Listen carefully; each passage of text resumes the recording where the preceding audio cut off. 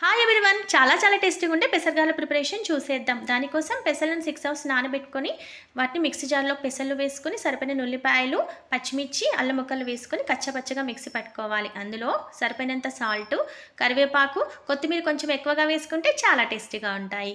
జీలకర్ర అండ్ పసుపు సరిపోయినంత వేసుకొని మిక్స్ చేసుకొని పక్కన పెట్టుకోవాలి. తర్వాత కళాయిలో ఆయిల్ వేసుకొని డీప్ ఫ్రైకి హీట్ అయ్యాక ఇలా ఫింగర్స్‌లో ముద్ద తీసుకొని మధ్యలో హోల్ చేసేసుకొని గారెలను ఇలా ఆయిల్‌లో వేసేయాలి. మీడియం ఫ్లేమ్‌లో పెట్టుకొని గోల్డెన్ కలర్ వచ్చే వరకు డీప్ ఫ్రై చేసుకొని తీసుకోవాలి. ఇలా పెసర గారెలను మనకి అవసరం ఉన్నన్ని గారెలు వేసుకొని పక్కన తీసి పెట్టుకోవాలి. వీటికి చికెన్ కాంబినేషన్‌తో తింటే అదిరిపోతుంది.